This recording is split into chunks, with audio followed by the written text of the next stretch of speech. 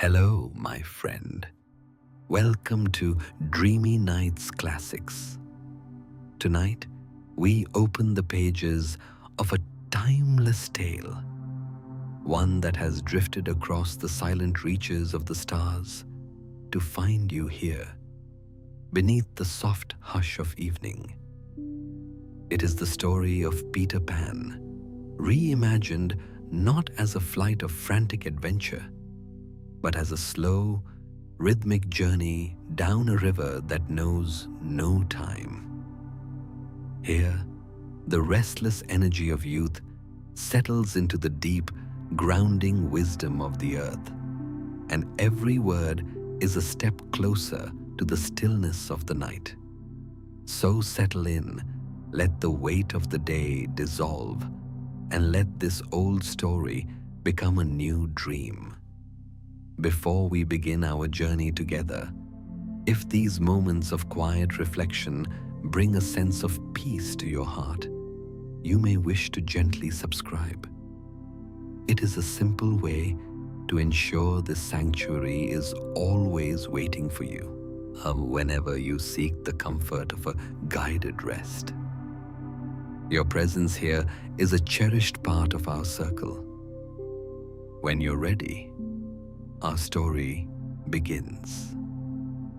The nursery at the top of the tall, narrow house in London breathes with the slow, steady rhythm of a sleeping home. It is that particular hour of the evening when the sharp edges of the world begin to soften, blurred by the creeping violet shadows that pool in the corners of the room. A single ember remains in the grate of the fireplace, a pulsing orange eye that casts a long amber glow across the floorboards.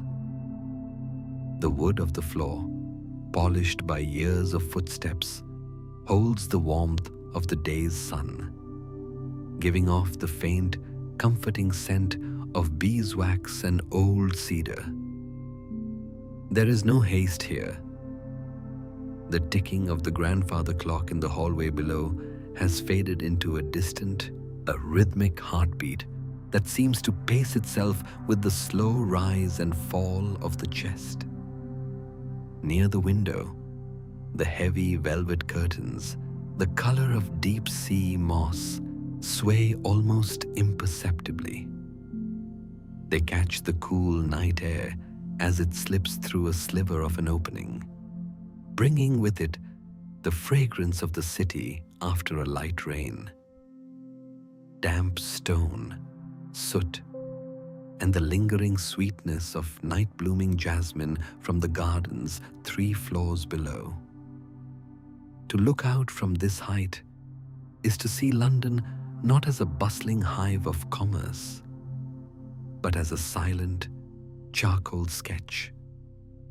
The street lamps are mere pinpricks of light, muffled by a silver mist that clings to the rooftops like a discarded silk veil. The chimneys stand like quiet sentinels, their wisps of smoke rising straight into the breathless air, disappearing into a sky that is neither black nor blue, but a deep, a resonant indigo. Inside the room, the atmosphere is thick with the presence of stories. On the low mahogany bookshelf, the spines of leather-bound volumes catch the amber light, their gold leaf titles shimmering faintly. There is a profound sense of safety in this enclosure, a feeling that the walls are not barriers, but a soft embrace. A discarded thimble sits on the vanity, its silver surface catching a stray beam of moonlight and reflecting it onto the ceiling, where it dances like a slow-moving planet. Everything is in its right place, held in a state of grace and preparation.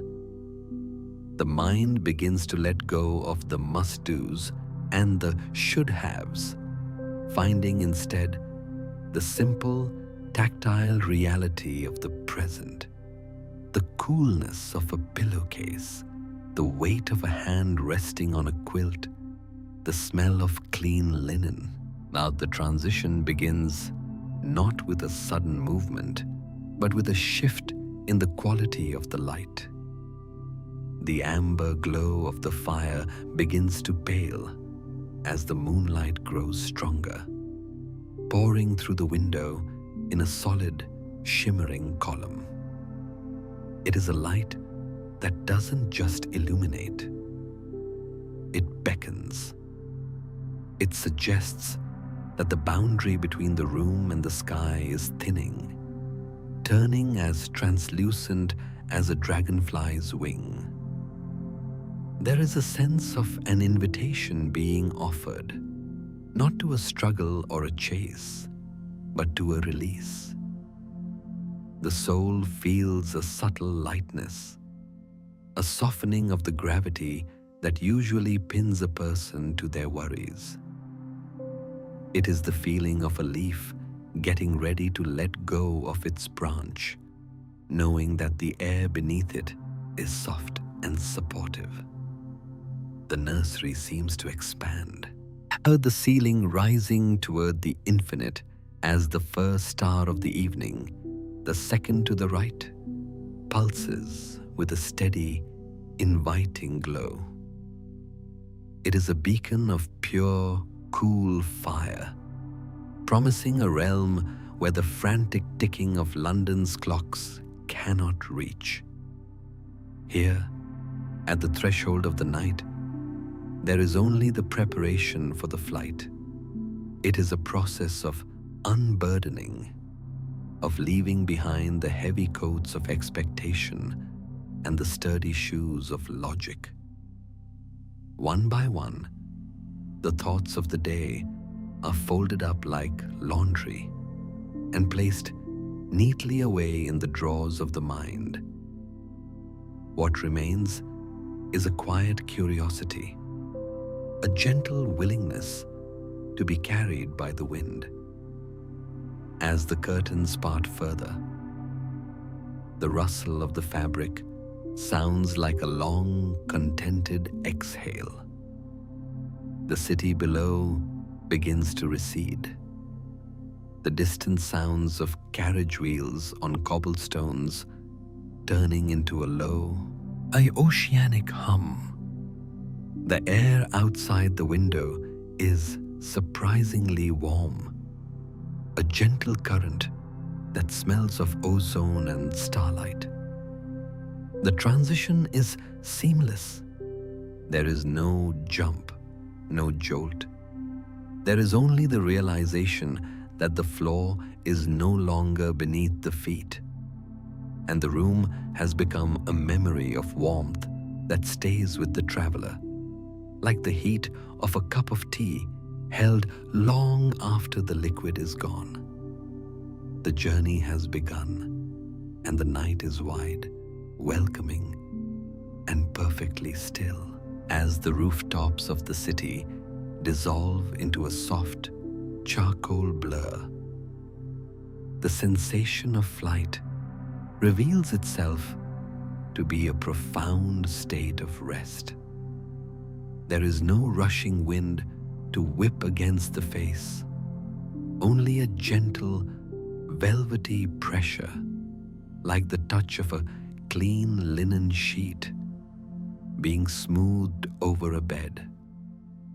The body feels strangely light, yet anchored by a deep sense of peace, as if gravity has been replaced by a slow, rising tide of starlight. Below, the Thames is a winding ribbon of hammered silver, its curves reflecting the moon with such clarity that the water seems to breathe. The sound of the city, the distant whistles of trains, and the low hum of millions of dreams fades into a singular, resonant tone, a low frequency that vibrates behind the ribs, grounding the soul in the present moment. Higher now, the travelers move through the vast, silent snowfields of the clouds. These are not the grey, heavy clouds of a rainy afternoon, but towering cathedrals of white vapor, illuminated from within by the moon's pale fire. To drift among them is to feel the moisture on the skin, a cool and refreshing mist that smells of ozone and high-altitude purity. There is a meticulous stillness here. The clouds do not drift so much as they hold their breath, creating soft, cushioned valleys for the travelers to glide through. Every movement is deliberate and slow, a choreography of weightlessness, where the simple act of exhaling seems to propel the spirit further into the deep indigo of the upper atmosphere. In this suspension, the second star to the right grows from a distant spark into a pulsing golden lantern. Its light is steady and rhythmic, casting long, amber shadows across the white tops of the clouds. This light does not dazzle. It warms, acting as a soft beacon that draws the mind away from the complexities of the world below. There is a sense of being caught in a grand celestial clockwork, where the stars move with a grace that mocks the frantic ticking of the nursery clocks left behind. Here, time is measured not in minutes, but in the slow expansion of the heart as it realizes how vast and welcoming the universe truly is. The journey is the destination, a state of being neither here nor there, but perfectly held in the cradle of the night. Looking down, the transition begins to manifest in the scenery below. The structured lines of London, the squares, the bridges, the iron railings begin to melt away, replaced by the organic or shimmering curves of an island rising from a dark sea. This is the first glimpse of the Neverland, but it appears not as a map of adventure, but as a bioluminescent garden floating in a void of sapphire. The edges of the island are fringed with a soft, glowing foam where the sea meets the shore, a phosphorescent green that pulses in time with the starlight above. It is a sight fit that invites a deep, collective sigh, a visual promise that the journey is leading toward a place where the soul can finally set down its burdens. As the descent toward the island begins, the air grows warmer and more fragrant. The sharp scent of the upper atmosphere gives way to a complex bouquet of damp earth, crushed ferns, and the salt spray of a gentle ocean. The sensation of falling is entirely absent. Instead, it feels as though the island is rising up to meet the travelers, like a soft pillow being fluffed by unseen hands. The bioluminescent glow of the meadows becomes more distinct, painting the undersides of the low-hanging clouds in shades of emerald and teal. There is a profound sense of homecoming in this arrival, a recognition of a landscape that has always existed in the quietest corners of the mind, waiting for this very moment of return. The travelers glide lower still, passing through a thin veil of mist that feels like a silk scarf brushing against the cheeks. The transition from the starlit void to the island's atmosphere is marked by a sudden, grounding hum. The sound of the island itself breathing. It is a low, mossy vibration. The sound of roots drinking from the deep and leaves turning toward the moon, as the feet, though still not touching the ground, align with the contours of the rolling hills below. The flight reaches its natural conclusion. The suspension of the stars has prepared the spirit for the stillness of the land, a landscape where every shadow is a sanctuary and every breeze is a lullaby. As the travelers descend further, the dense, tangled jungles of the coast give way to a landscape of surprising, rolling serenity. This is the interior of Neverland, the quiet, inland heart that remains untouched by the clamor of the shore. Here, the hills rise and fall like the chest of a sleeper, covered in a carpet of moss so thick and silvered by the moon that it looks like velvet poured over the earth. There are no sharp cliffs or jagged rocks. Every contour of the land has been smoothed by the patient passage of eons. The air is still, yet it carries a rhythmic pulse, a low-frequency hum that seems to emanate from the very bedrock of the island, a grounding vibration that invites the muscles to slacken and the mind to quiet. Moving slowly across these emerald slopes, the sound of the ocean is replaced by the soft or pastoral music of the countryside. In the distance, the faint melodic tinkling of bells carries on the breeze.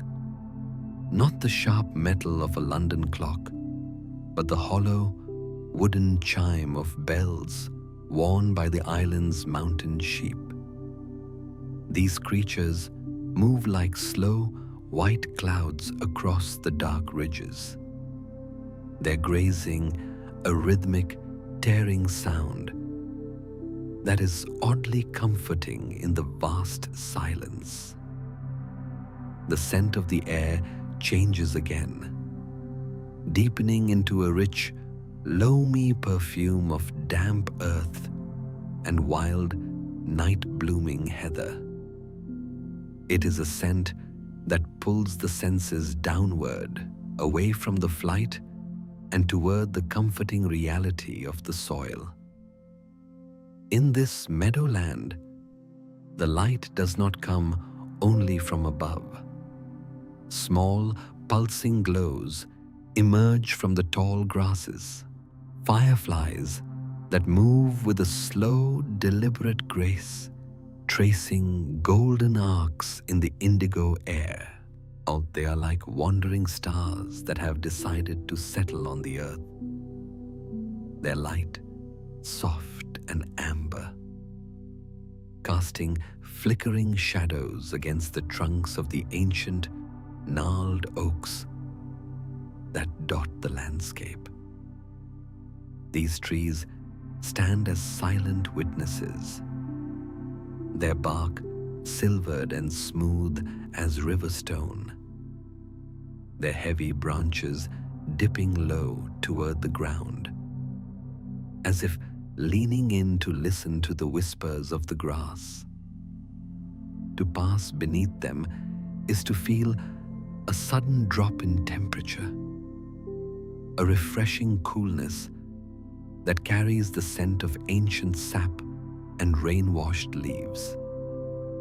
There is a meticulous order to this wilderness, a sense that every stone and every blade of grass is exactly where it ought to be. The travelers find themselves tracing the lines of a small, winding path made of white quartz pebbles that glimmer like fallen teeth in the moonlight.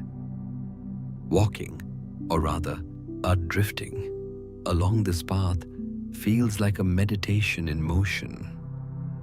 Each step is a deliberate interaction with the texture of the world.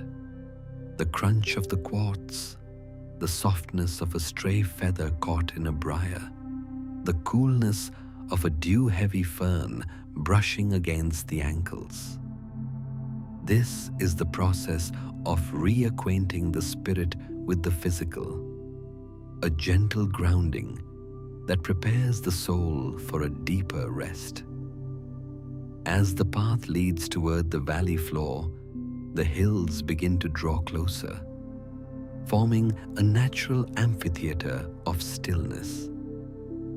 The sound of the bells fades, leaving only the sound of the traveler's own breathing, which naturally begins to slow and deepen, syncing with the rhythmic hum of the island. In the center of this valley lies a silver thread, the beginning of the Never River.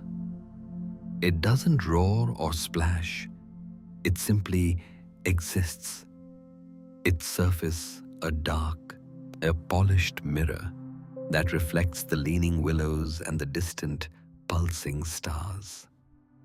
The water moves with an agonizing slowness, a visual representation of time stretching out and losing its grip. It is a river that doesn't go anywhere. It simply flows from peace into peace. The arrival at the river's edge marks the end of the journey by air and the beginning of the journey by water. The transition is marked by a sudden, profound hush, the kind of silence found only in the heart of a forest after a snowfall. The humidity of the valley wraps around the travelers like a warm, damp shawl, carrying the faint, metallic scent of fresh water and the sweetness of reeds. Here, at the water's margin, the heaviness of sleep begins to take hold, not as a tired exhaustion, but as a luxurious weight, a willingness to be carried. The land has done its work, guiding the spirit from the heights of the stars to the quiet, reflective bank of the eternal stream. The transition from the mossy banks of the inner countryside to the edge of the Never River is a movement of profound grace. As the travelers approach the water's margin, the ground beneath their feet changes from the springy, silvered turf to a soft, damp loam that smells of ancient rain and crushed mint.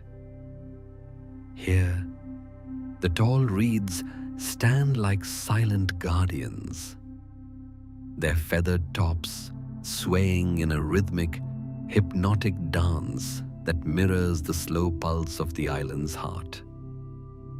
The air is cooler here, a refreshing draft that carries the metallic tang of fresh water and the sweet, heavy scent of night-blooming lilies.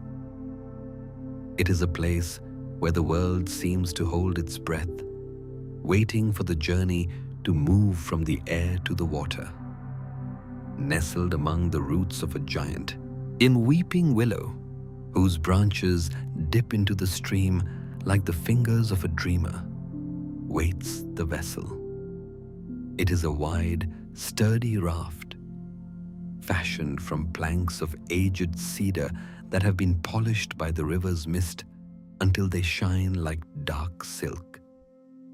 There are no jagged edges here, no splinters or rough patches. The wood is smooth and cool to the touch, carrying the faint, grounding fragrance of resin and old forests. The raft is bound together not by iron or hemp, but by thick, braided reeds that have been woven with a jeweler's precision. Every knot is a testament to a slow, intentional craft, a reminder that in this place, nothing is rushed and everything is purposeful. The process of boarding the raft is a meditation in itself. One by one, the travelers step onto the cedar planks, feeling the subtle, a buoyant tilt of the wood as it accepts their weight. There is a soft, muffled creak, a sound like a long-held secret finally being shared as the raft settles into the dark, glass-like surface of the river. The water doesn't splash against the sides. It simply parts, a liquid silence that flows around the wood with the consistency of warmed honey. On the deck of the raft, thick mats of woven seagrass have been laid out, providing a texture that is both firm and yielding. To lie down upon them is to feel the last remnants of tension leave the spine as the raft begins to hum with the low-frequency vibration of the current. There are no oars on this vessel, for the Never River requires no steering. It is a current of pure intention, a flow that knows exactly where it is going and invites the travelers to simply exist within its movement. Peter moves to the front of the raft, his silhouette a soft shadow against the shimmering water. But he does not lead. He merely observes. His presence is a quiet anchor, a steadying influence that reinforces the safety of the journey. The lost boys and the darling children find their places on the seagrass mats, their movements slow and heavy with the onset of a luxurious lethargy. They arrange themselves like petals on a pond, their limbs relaxing into the rhythmic sway of the cedar planks. As the raft untethers from the willow roots, the movement away from the shore is almost imperceptible. The bank begins to recede. The silvered hills and the distant tinkling of sheep bells softening into a hazy, emerald memory. The world is now defined by the horizontal plane of the water and the infinite dome of the stars. The scent of the cedar grows stronger as the night air cools, a protective, aromatic shield that wraps around the raft. Every few moments, a large, translucent leaf from the overhanging trees drifts down to land silently on the deck, its surface beaded with dew that catches the moonlight like tiny scattered diamonds. The act of picking up such a leaf, feeling its coolness against the palm, and tracing the intricate veins with a thumb becomes a focal point of absolute peace. The river here is wide and deep, a silent highway that cuts through the very soul of Neverland. The water is so dark and still that it creates the illusion of the raft floating through a void of sapphire silk. When a hand is dipped over the side, the water feels like a cool, liquid velvet, flowing between the fingers without resistance. It is a sensation of total immersion, a feeling that the boundary between the body and the environment is beginning to blur. The ripples created by the hand are small and perfect, expanding outward in concentric circles that eventually vanish into the vast, shimmering mirror of the stream. This is the art of letting go, the realization that one does not need to swim to reach the shore. One only needs to float. The sounds of the raft are a lullaby of structural harmony. There is the low, intermittent groan of the cedar planks as they adjust to the water's pressure, a sound that feels like a deep, tectonic exhale. There is the rhythmic lap, lap, lap of the current against the bow, a percussive whisper that marks the passage of time without the pressure of a clock.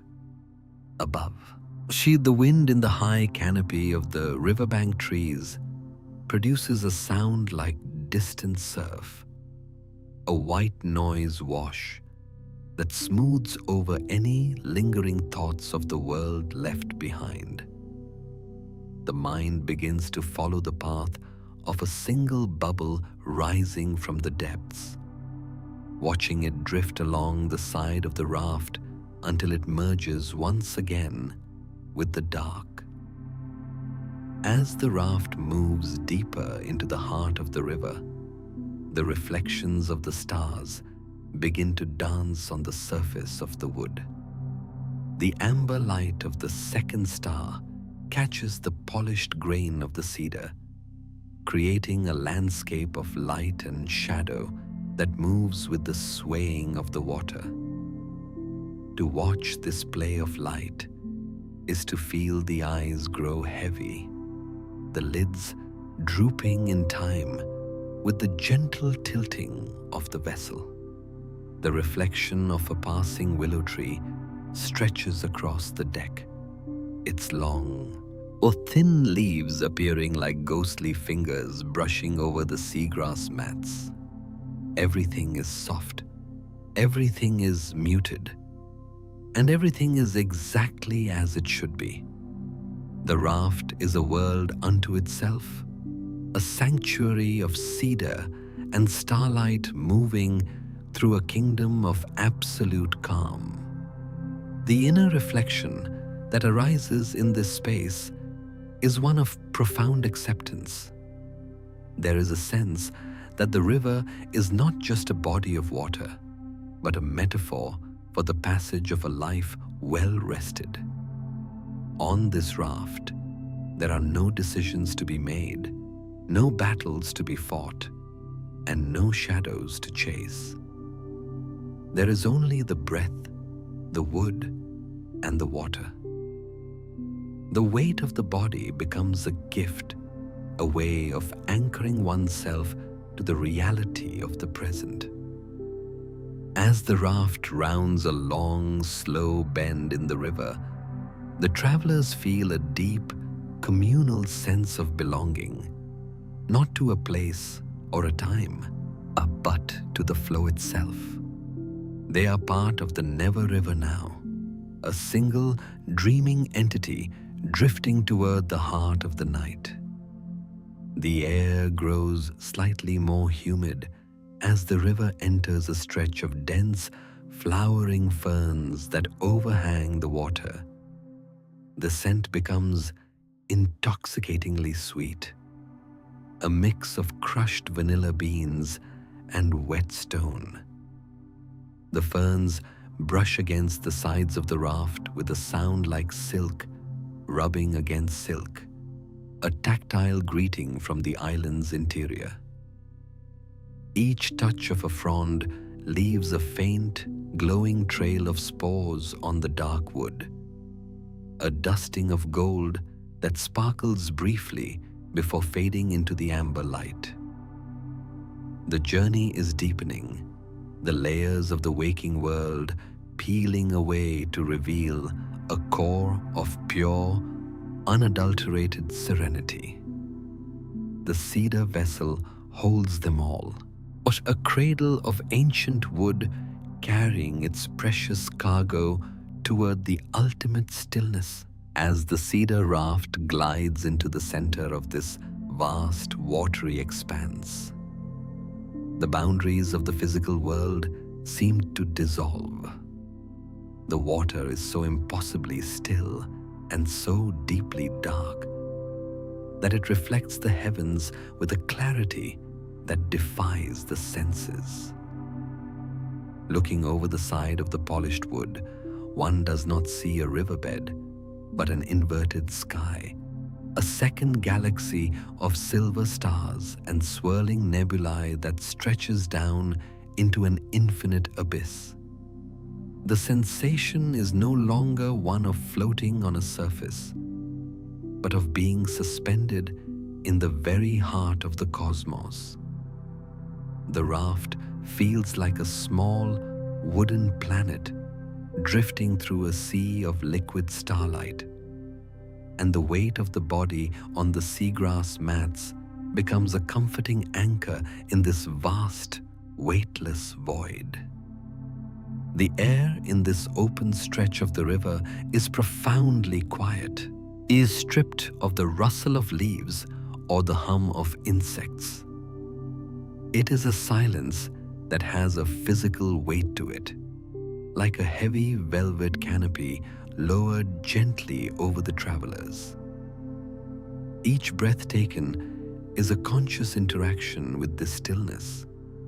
The cool air enters the lungs, smelling of damp stone and the faint electric tingle of starlight.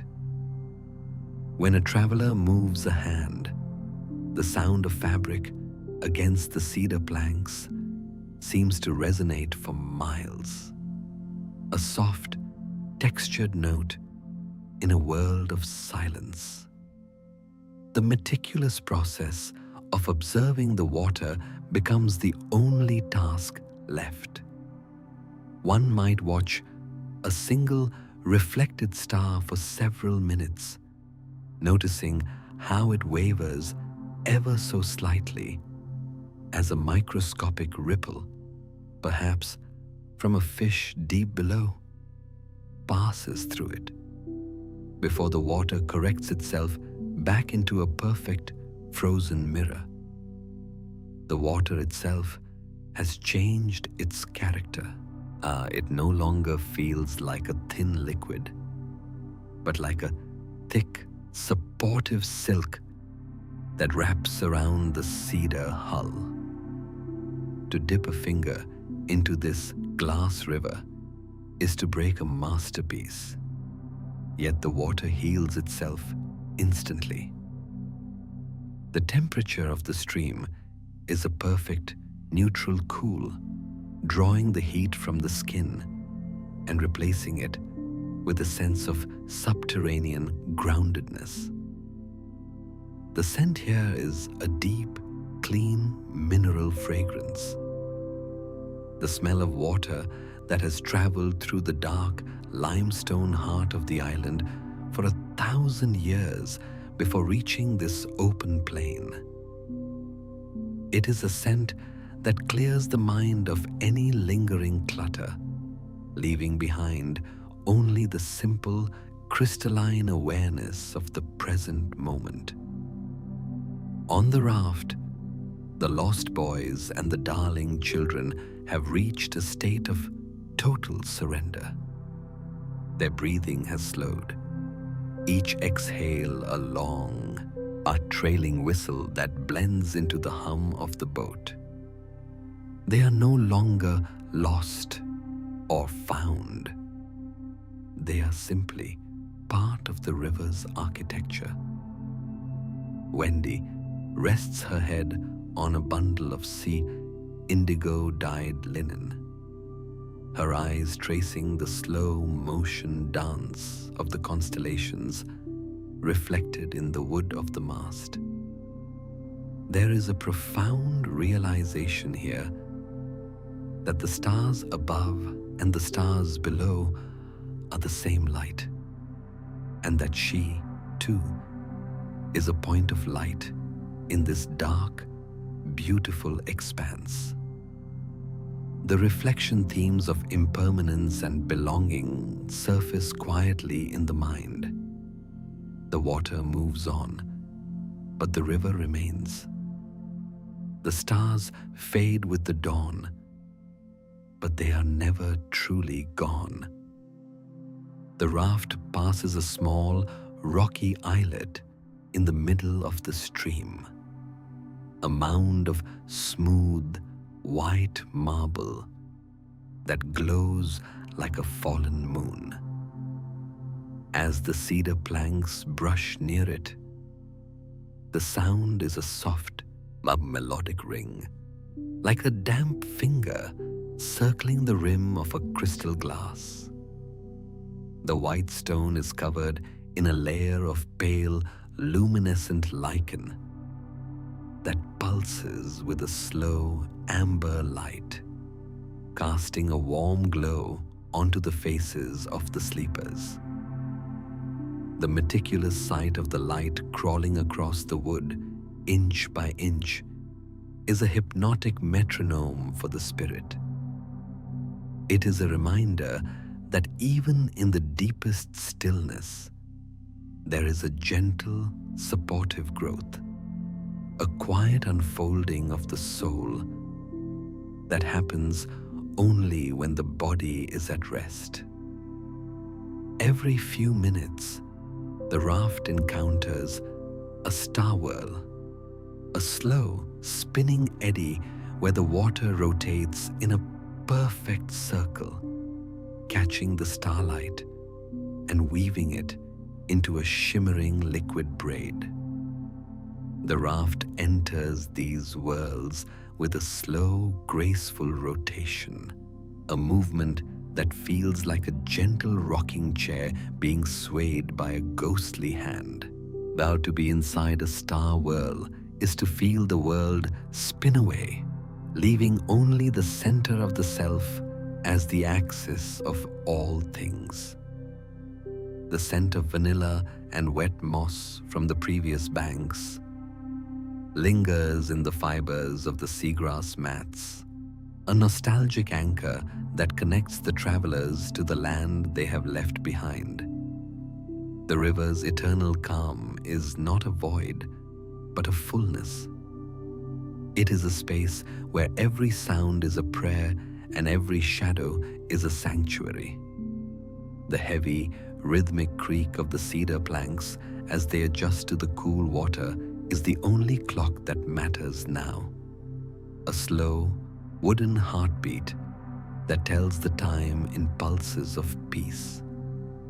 The reflection of the second star to the right is now directly beneath the raft, a golden orb that seems to be pulling the vessel deeper into the heart of the night.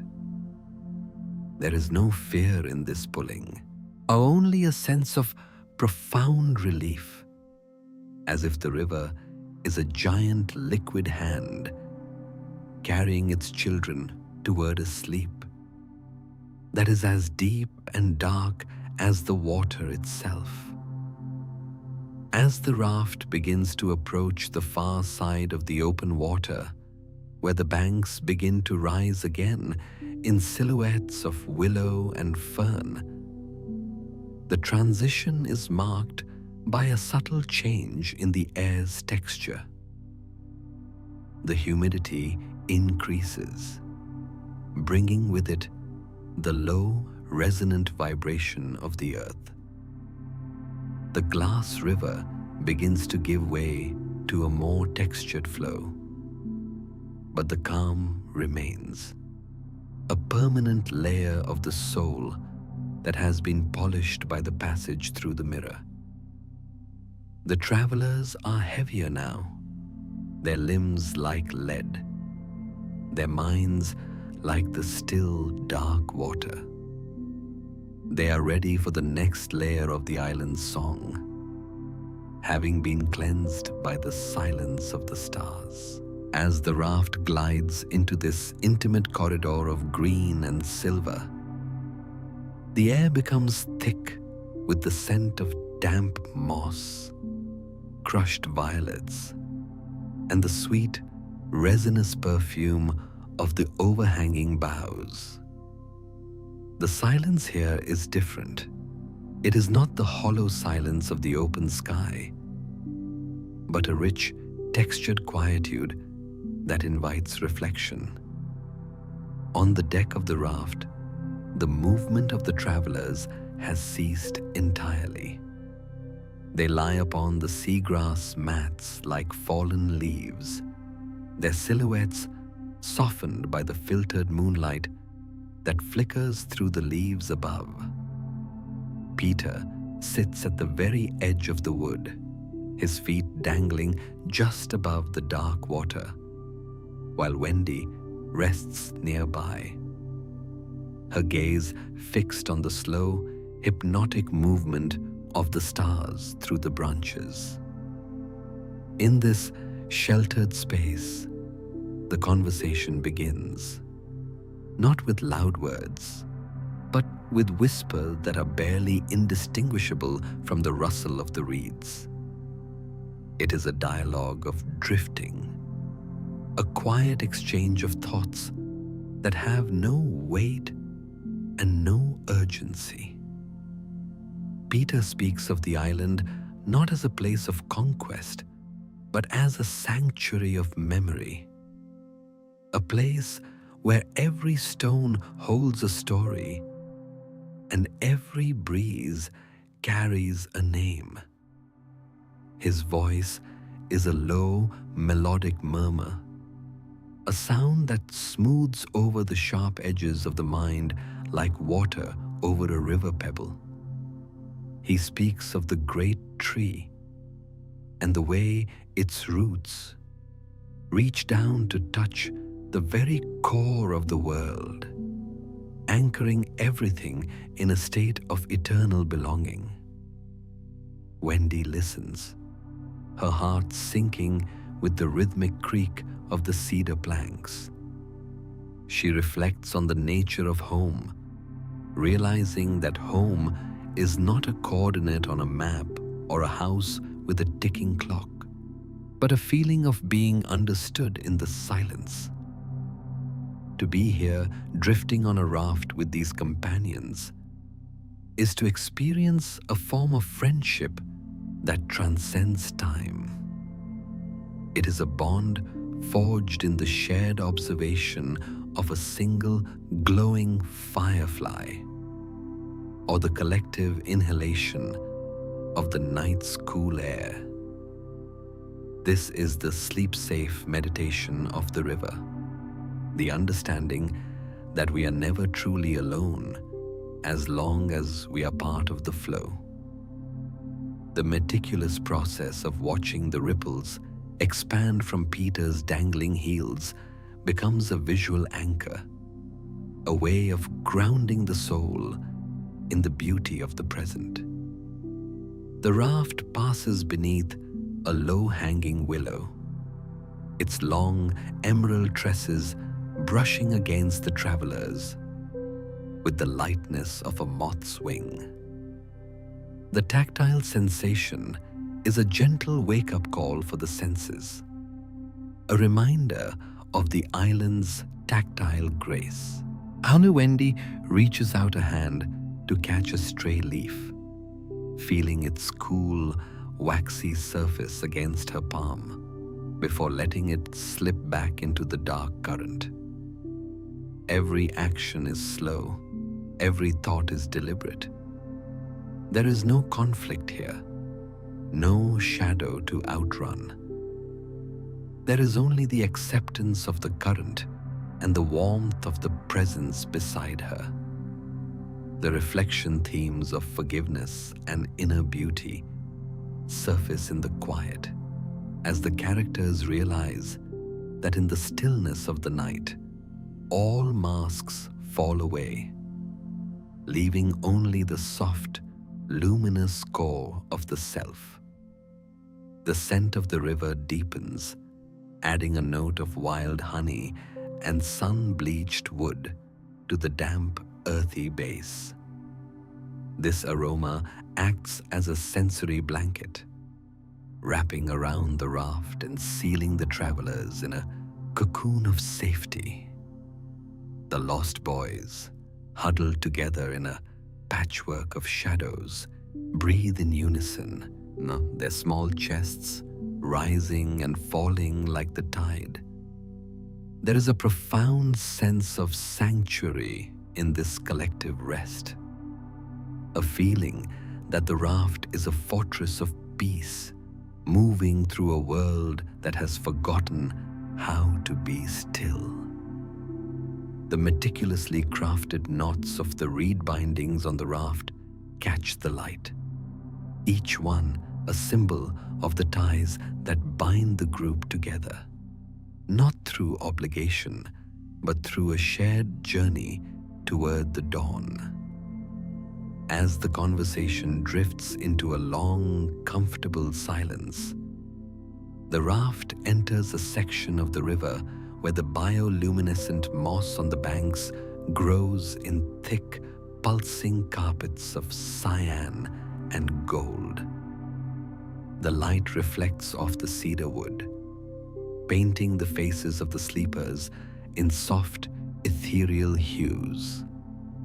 To watch this light is to feel the eyes grow impossibly heavy, the lids drawn down by the sheer weight of the beauty surrounding them. The reflection of a passing branch moves across the deck, a slow-motion shadow that seems to tuck the travelers in, one by one.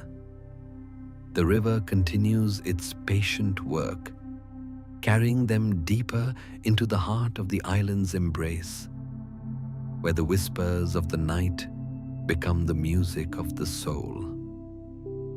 The inner reflection that settles over the raft is one of total harmony.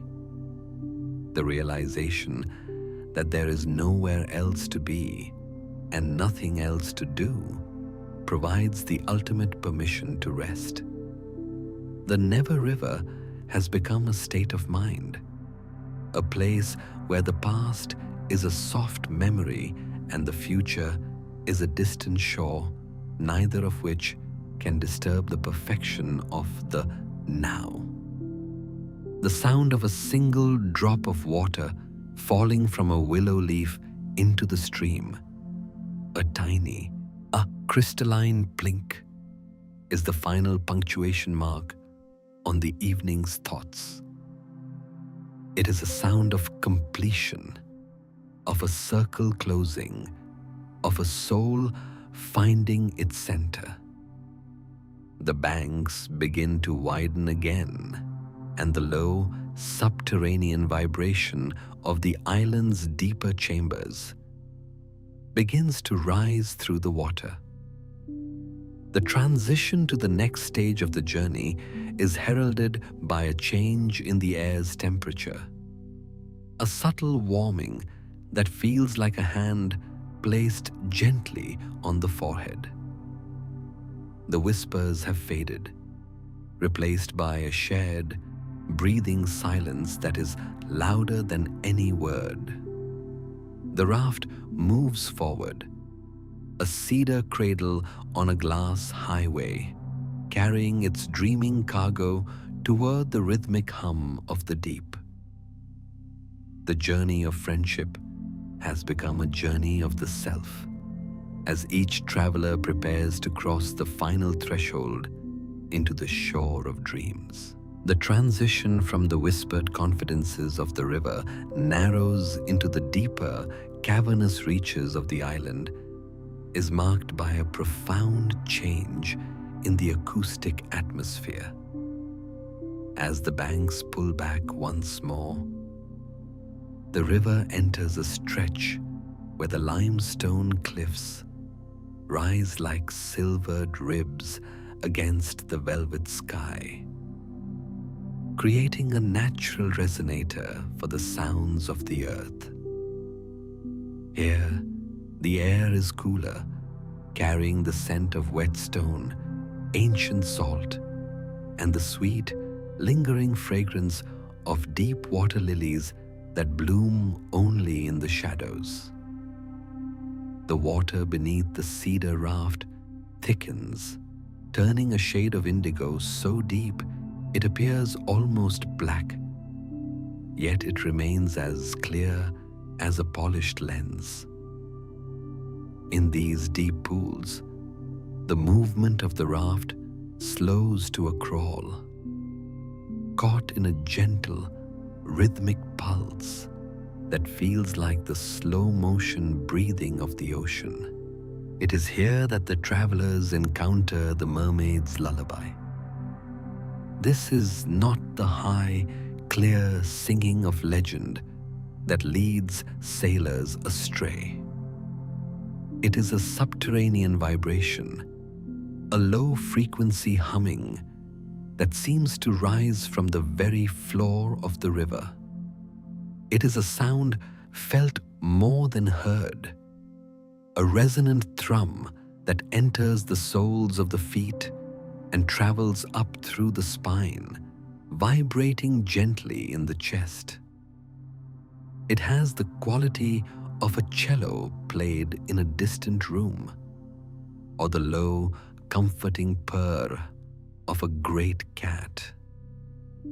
The sound is meticulously steady, a sonic weighted blanket that smooths over the last flickers of mental activity. The source of the sound remains hidden beneath the dark surface, but the water itself carries the evidence of its makers. Small, iridescent bubbles rise from the depths, popping silently on the surface and releasing a faint, a shimmering mist that smells of seafoam and cool pearls. To watch these bubbles, their slow, vertical ascent, and the way they catch the amber light of the second star is to lose all sense of time. Each one is a tiny, fleeting world that exists for a few seconds before returning to the air. The raft moves through this field of rising light with a majestic, unhurried grace. The cedar planks absorbing the mermaid's hum and turning the entire vessel into a vibrating cradle of peace. The lost boys and the darling children are now in a state of deep, physiological surrender.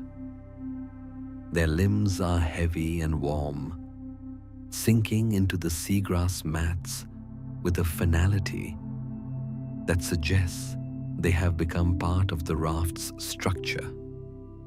John's hand hangs over the edge of the wood, his fingertips occasionally brushing the surface of the water, creating a tiny, silver wake that disappears as quickly as it forms. There is a profound sense of safety in this soundscape. The low hum of the mermaids acts as a barrier against the noise of the waking world, a protective barrier of frequency that ensures nothing can disturb the sanctity of the drift. The meticulous process of observing the rhythm of the water, the way it swells and subsides in time with the subterranean song, becomes the mind's final anchor.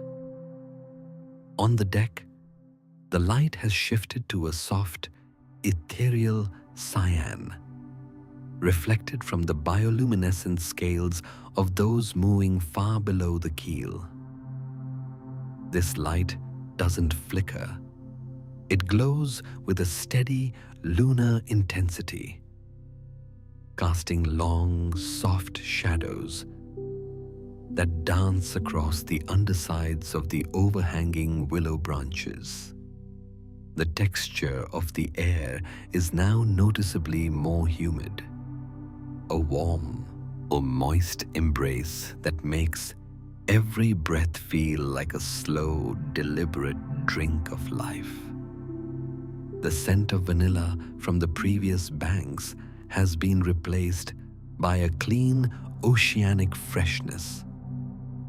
The smell of a world that is constantly being washed and renewed. It is a fragrance that speaks of purity, of a clean slate, and of the profound simplicity of being.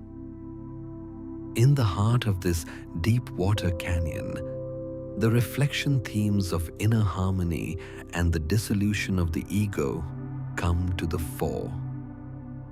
There is no longer a Peter, a Wendy, or a lost boy. There is only the raft, the river, and the song. The boundaries of the self have become as fluid as the water, expanding to include the ancient stone of the cliffs and the distant, pulsing stars. This is the ultimate sanctuary, a place where the weight of identity is set down, and the soul is allowed to simply be. The humming of the mermaids is the soundtrack to this surrender, a melodic reminder that the universe is supportive, rhythmic, and fundamentally at peace. The raft passes a series of small underwater caves where the light is most intense. From these openings, the humming rises in a gentle crescendo, a wave of sound that washes over the travelers like a warm tide. The cedar wood seems to sing in response, a low, woody vibration that harmonizes with the deep water notes. The meticulous sight of the wood grain shimmering under this sonic pressure is hypnotic. The patterns of the cedar seem to move and flow like the water itself. It is a moment of total sensory integration where sound, light, and texture merge into a single, unified experience of rest. The eyes of the travelers are closed now, the lids heavy with the indigo weight of the night. But their inner vision is filled with the silver and blue of the river's depths. As the raft leaves the canyon and the mermaid's song begins to fade into a distant tectonic murmur, the air grows lighter and the river widens once more. The transition is marked by a return to the scent of damp moss and flowering earth, signaling that the journey is nearing its final destination. The subterranean hum has done its work, grounding the spirit and preparing the body for the ultimate stillness of the shore. The rhythm of the breath is now perfectly aligned with the slow, inevitable movement of the current, a state of biological grace that is the hallmark of the dreamy night. The raft continues its silent glide, a wooden leaf on a dark stream, moving toward the silver sands that wait at the edge of the dawn. The final minutes of the passage through the deep water are characterized by a sense of profound completion. The Never River has led the travelers through the stars, the countryside, the mirror of the sky, and the heart of the island's song. Each stage has been a layer of shedding, a process of unburdening that has left the spirit light and the body heavy. The memory of the ticking clocks of London is now so distant, it feels like a dream from another life, a ghost of a sound that has no place in the eternal calm of Neverland. The raft moves forward into the growing softness of the river's end, where the water meets the land in a silent, silver embrace. The shoreline begins to emerge from the mist, not as a solid wall, but as a gentle invitation of emerald and white. The sound of the mermaids is now only a memory in the bones, a lingering vibration that ensures the sleep will be deep and restorative. The air is still, the water is flat, and the stars are beginning to pale, making room for the first, softest hint of the shore of dreams. The cedar vessel, having served its purpose as a cradle and a sanctuary, prepares to settle into the sand, ending the journey in a state of perfect, unmoving equilibrium. The transition from the deep, resonant humming of the river canyons to the final destination is a passage of ultimate softening. As the current of the Never River reaches its widest point, it begins to fan out, losing its forward momentum and becoming as still as a silver pond.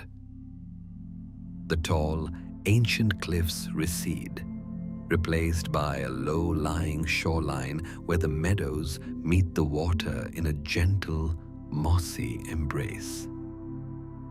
Here, the air is at its most fragrant, a heady, comforting blend of damp earth, sweet clover, and the cooling scent of night-blooming primrose.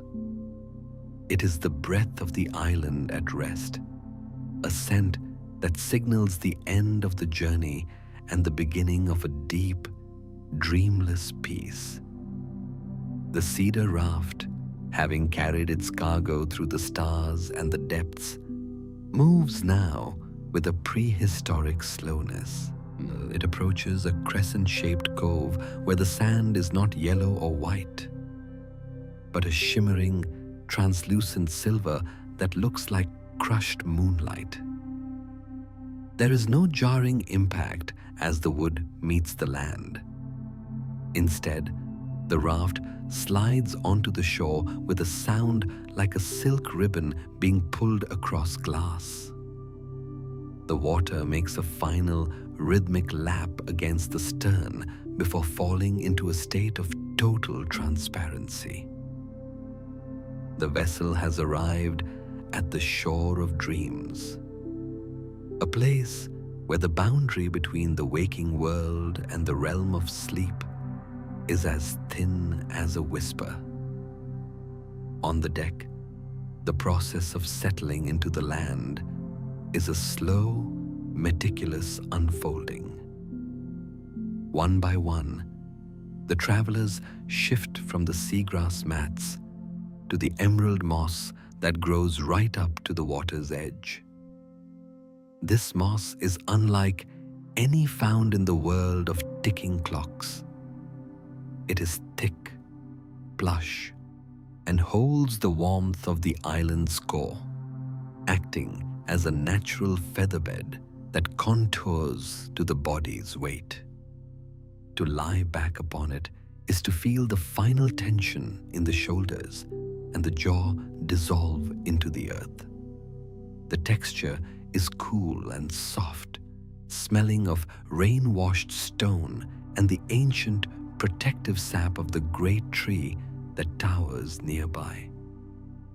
This tree, with its silver bark and vast protective canopy, arching over the cove like a living roof, provides a sanctuary within a sanctuary. Peter Pan, his silhouette now a soft, amber blur, in the fading starlight, finds his place at the foot of the tree's roots. He is no longer the restless boy of the sky, but a quiet guardian of the stillness. Beside him, Wendy and the others are tucked into the mossy hollows, and their breathing so slow and synchronized that it sounds like the rhythmic rustle of the leaves above. The meticulous sight of a single pale petal drifting down from the great tree to land on a sleeper's shoulder is the only movement in the cove. It is a world of absolute, unmoving equilibrium. Every stone, every blade of grass, and every grain of silver sand is held in a state of perfect grace, reflecting the inner calm that has settled over the travelers' souls. The light in the cove is a soft, pre-dawn indigo, a color that doesn't demand sight, but invites the eyes to remain closed. The second star to the right has paled to a gentle, pulsing ember, its work of guidance complete. In this light, the reflection themes of the night reach their final clarity. The realization that the river, the flight, and the island were always within. How to rest here is to accept the beauty of impermanence, to know that while the sun will eventually rise, the stillness of this shore is an eternal sanctuary that can be returned to at any time. The feeling of belonging is no longer a question. It is a physical reality, a weight that anchors the spirit to the heart of the island. The sounds of the shore of dreams are the final notes of the night's symphony. There is the low, intermittent sigh of the tide as it kisses the silver sand, a sound that mimics the slow rise and fall of the sleepers' chests. There is the distant, muffled call of a night bird, a single melodic note that hangs in the air like a pearl before dissolving into the hush. And underneath it all, there is the hum of the great tree, a sound so deep and resonant it is felt in the bones as a promise of safety. This is the sleep-safe frequency, a vibration that ensures the dreams that follow will be kind, restorative, and deep. As the final moments of wakefulness drift away, the sensory palette of the night begins to blur into a single, warm sensation of being held. The scent of the mint, the texture of the moss, the cool weight of the air, and the silver light of the cove merge into a tapestry of peace. The raft sits silent on the sand, a witness to the journey's end, its cedar planks still holding the faint vibration of the mermaid's song. The journey down the Never River has reached its conclusion, not with a flourish or a grand finale, but with a long, contented exhale into the dark. The travelers are now fully integrated into the shore of dreams. Their minds are as clear as the glass river. Their hearts as steady as the limestone cliffs, and their spirits as light as the starlight that guided them. The classic story of Peter Pan has been reimagined as a return to the self, a path that leads away from the noise and toward the quiet center of the soul. Here, in the hollows of the emerald moss, under the canopy of the great tree, the night holds them kindly. There is no more distance to travel, no more thoughts to think. There is only the breath, there is only the stillness, there is only sleep. Sleep well, dream softly, and may the night hold you kindly.